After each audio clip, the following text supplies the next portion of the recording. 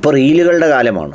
ആ റീലുകളുടെ കാലത്ത് മലയാളത്തിലെപ്പോഴും കുഞ്ഞുങ്ങളെ കാണിച്ചുകൊണ്ട് ഇപ്പോൾ പോപ്പുലറായി ചെയ്തു പോകുന്ന റീലുകളിലൊന്നാണ് കുഞ്ഞിക്കവിൾ മേഘമേ തുള്ളിത്തുളുമ്പാത നീ എന്ന് തുടങ്ങുന്ന അതിലെ ആ സംഗീത സാന്ദ്രമായ വരികൾ. അത് നമ്മുടെ ഹൃദയത്തിൽ ചില വികാരങ്ങൾ ഉണ്ടാക്കും. അത് അഭിനയത്തിൻ്റെ ഭാവങ്ങളിൽ സൃഷ്ടിക്കപ്പെട്ട ഒരു ഗാനമാണെന്ന് പറയാം. പക്ഷേ ഇന്ന് എൻ്റെ കണ്ണ് നിറഞ്ഞുപോയ, സങ്കടം വന്നുപോയ ഒരു നിമിഷമുണ്ട്. ഗസയിലൊരു പെൺകുട്ടി സ്പെയിനിൻ്റെ പ്രധാനമന്ത്രിക്ക്, സ്പെയിനിലെ മനുഷ്യർക്ക് നന്ദി പറഞ്ഞുകൊണ്ട് തകർന്നു വീണ തൻ്റെ വീടിൻ്റെ അവശിഷ്ടങ്ങളുടെ, തൻ്റെ ഏറ്റവും പ്രിയപ്പെട്ടവരെ കുഴിച്ചു മൂടിയ, അംഗവൈകല്യം വരുത്തിയ, ചിന്നിച്ചിതറിയ മനുഷ്യ ശരീരങ്ങളുടെ ഞെട്ടിപ്പിക്കുന്ന ഓർമ്മകൾ പേറുന്ന ഒരു കുഞ്ഞുമകൾ ഒരു മ്യൂറൽ പെയിൻറ് വരച്ചു. ആ ദൃശ്യങ്ങൾ സ്പെയിൻ പ്രധാനമന്ത്രി കണ്ടപ്പോൾ അദ്ദേഹത്തിന് വല്ലാത്ത സങ്കടം തോന്നി. ആ പങ്കുവെക്കലിൻ്റെ വീഡിയോ ഒന്ന് കാണാം.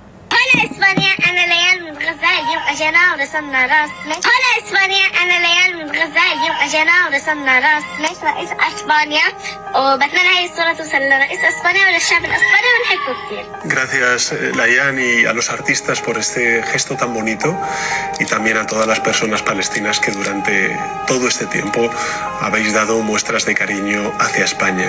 En medio de tanto dolor habéis encontrado un momento para enviarnos vuestro cariño y por tanto a Layan, a todos los niños y niñas de Gaza y a sus familias quiero deciros algo muy sencillo, y es que el conjunto de la sociedad española os escucha, os ve, os quiere y no os olvida. Ojalá llegue pronto el día en el que los niños y niñas de Gaza podáis volver a pintar sin miedo en las escuelas y vivir un futuro de paz. Spanish പ്രധാനമന്ത്രി Pedro Sanchez ഇത്രമേൽ വികാരാധീനനായി സംസാരിച്ചത് ഒരു Palestinian കുഞ്ഞ്, ലയാൻ എന്ന് പറയുന്ന കുഞ്ഞും കുറച്ച് അവിടെയുള്ള പ്രാദേശികമായ ആർട്ടിസ്റ്റുകളും ചേർന്ന് തകർന്ന് തരിപ്പണമായ വീടിൻ്റെ മുകളിൽ, ആ അവശിഷ്ടങ്ങൾക്ക് മുകളിൽ പെഡ്രോ സാഞ്ചസിൻ്റെ ചിത്രം വരച്ചു. സാഞ്ചസ് ആ ചിത്രത്തിൻ്റെ വീഡിയോ ക്ലിപ്പ് കണ്ടിട്ട് പറഞ്ഞു, ഫലസ്തീനിലെ ഈ മനുഷ്യരുടെ ഏറ്റവും മനോഹരമായ ആ ഭാവം, ആ കരുതൽ, അത് എന്നിൽ വല്ലാതെ വികാരാധീനനാക്കുന്നു.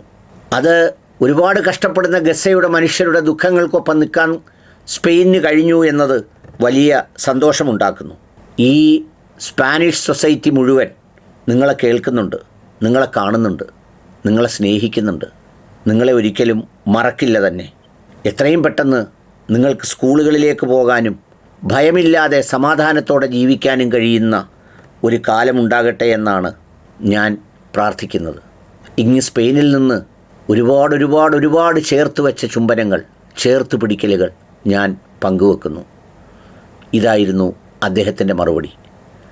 അത്രമേൽ ഇഷ്ടം സ്പെയിനിനോട് അവർക്ക് തോന്നിപ്പോകുന്നു.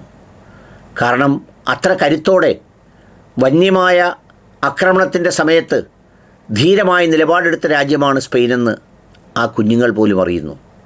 ഒരുപക്ഷെ മരണപ്പെട്ട മനുഷ്യരുടെ ആത്മാക്കളും അതറിയുന്നുണ്ടാവും.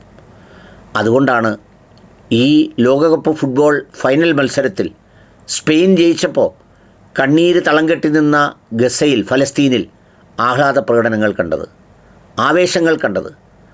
അവരുടെ ആവേശവും ആഗ്രഹത്തിൻ്റെയും ന്യായാന്യായങ്ങളെ ഞാൻ വിലയിരുത്തുന്നില്ല.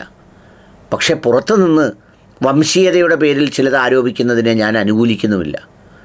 അവരെന്തിലെങ്കിലും സന്തോഷിക്കുന്നെങ്കിൽ ആ സന്തോഷം കാണാനാണ് എനിക്കിഷ്ടം. അത്രമേൽ ജീവിതം മുഴുവൻ ഒരു കുറ്റവും ചെയ്യാതെ നഷ്ടപ്പെട്ട മനുഷ്യരുടെ ഇടമാണ് ഫലസ്തീനും ഗസയുമൊക്കെ.